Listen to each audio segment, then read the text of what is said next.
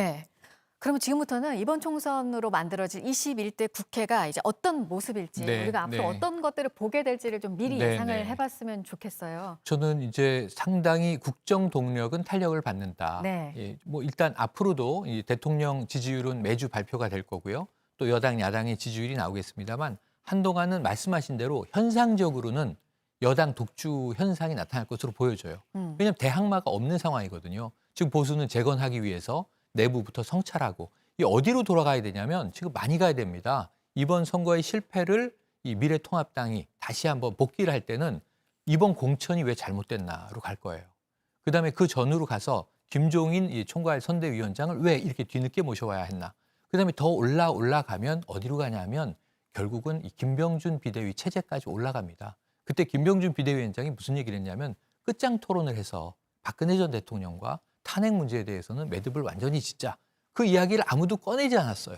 그 이야기를 꺼내지 않은 게 여기까지 온 거예요. 그래서 전 탄핵으로 돌아가야 된다고 보는 거예요.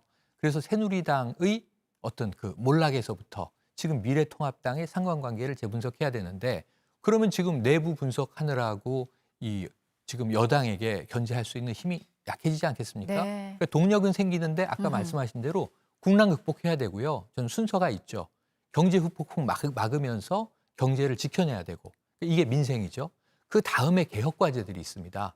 개혁 과제가 있는데 올 여름이 되면 공수처가 등장하지 않습니까? 그럼 이게 국민들에게 또 일각의 국민들은 의심을 가지고 바라보잖아요. 이런 문제를 불식시키면서 이걸 제도적으로 안착시키기 위한 노력을 정부가 해야 되는데 저는 21대 국회가 제일 먼저 해야 될 것은 정부에 대한 견제와 비판 노력하면서 한 가지는 정개특위가 다시 만들어질 겁니다.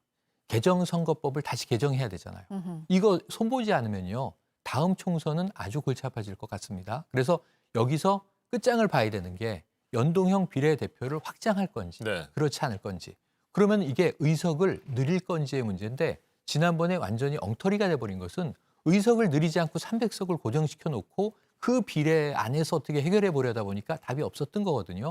그러니까 안 되는 일을 한 거거든요. 그래서 되는 일을 만들려면 국민들에게 내려놓는 모습을 보여줘야 돼요. 여야가 저는 국민들 앞에 자 여야를 떠나서 국회의원들이 국민들 앞에 함께 겸손해지겠다. 그럼 두 가지 정도 하면 됩니다. 특권 내려놓는 것 중에 세비를 동결하고 의석을 늘리는 것까지도 검토하게 허해 주십시오. 국민들의 이 양해와 동의를 구해야 되고요. 두 번째는 국민들이 저희 국회의원의 배지를 뗄 수 있는 권리를 돌려드리겠습니다. 아하. 국민소환제 만들어야죠. 국회의원 파면이 안 되니까 당선되면 4년 그냥 밀고 가는 거 아닙니까? 그러다 4년 후에 국민 앞에 짠 나타나서 한 번만 더 도와주세요. 이런 얘기 하잖아요. 구걸하는 의원들이 많이 등장하잖아요. 이거 안 하게 하려면 상시적으로 저희는 파면될 각오를 하겠습니다라고 해야죠. 언제든지 사표 주머니에 넣고 국민들 앞에서 일하겠습니다. 그런 의원이 되겠습니다. 해야 되는데 이거 고양이 목에 방울 못 따라왔던 아주 지난한 수건 사업이거든요. 이 두 가지를 국민 앞에 하면 저는 국민들이 국회에 대해서 마음이 좀 누그러지지 않겠는가 생각해 봅니다. 네, 차재원 교수님께서도 21대 국회 과제 네. 말씀을 좀 해주시겠습니까? 저는 뭐 지금 사실 뭐 이 정부 여당 입장에서 보면 상당한 절대 반지를 낀 셈이 됐는데요. 그렇다고 해서가 마음대로 그러니까 이제 국회 운영을 해서 되겠느냐? 그건 아니라고 봅니다. 사실 이 지금 이 국회 선진화법을 무력화시킬 수 있다고는 하지만 네. 사실 여기도 조건이 있습니다. 330일이라는 이 숙려 기간이 필요한 것이거든요. 그런 어떤 아주 급박한 입법 같은 경우는 야당의 협조 없이는 상당히 제때 처리할 수가 없다는 겁니다. 그렇다고 한다면 야당의 협조를 어떤 식으로 이끌어내야 된다는 겁니다. 그렇다고 네. 한다면 야당을 국정 동반자로 인식을 하고 여야 간 협치가 분명히 할 수 있는 그런 모습들이 분명히 보여야 될 것 같고요. 그리고 또 하나는 지금 21대 국회 국민들이 많이 우려하는 부분은 지금 이 거대 여당과 또 앉아 이 지금 야당이 하나 있긴 합니다만 지금 조금 소수 야당이지만 양당 구도다. 양당 구도가 되기 때문에 또 네. 다른 또 극한적인 진영 간의 대립과 갈등 이런 것들이 재현되지 않을까에 대한 우려가 상당히 많거든요. 네. 이런 부분들에 대해서 과연 어떤 식으로 가면 극복해 나갈 것이냐. 제가 생각했을 때는 일단 권력 구조에 대한 통찰이 좀 있어야 되지 않을까 하는 생각이 듭니다. 사실 네. 지금 대한민국 선거가 이번에 준연농령 제도를 도입했지만 결국은 다시 거대 양당 구도로 해결될 수밖에 없는 것은 강력한 대통령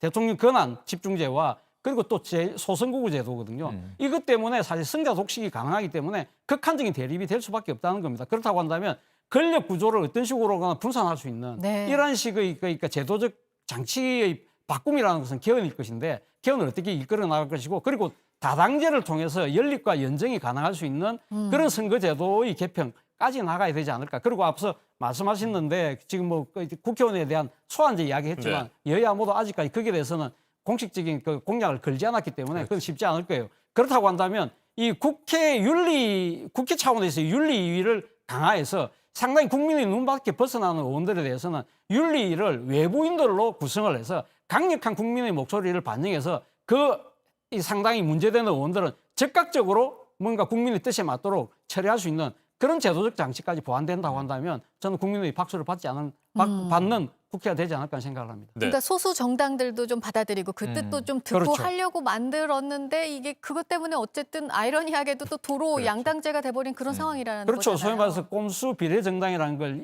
1당과 2당이 만들었지 않습니까? 그러다 보니까 그러니까 본인들은 뭐 그렇게 드러내고 이야기는 하지 않았지만 결국 지금 그 진영 간 대립과 갈등이 심화될 수밖에 없는 구조를 만들었다는 겁니다. 이걸 갖다 극복하기 위해서는 어떤 식의 권력 분산을 위한 제도적 장치, 그것은 결국 개헌인데 과연 될지는 안 될지 모르겠습니다만 그런 노력은 한번 해봐야 될 필요가 있지 않나 생각이 든다는 겁니다. 알겠습니다.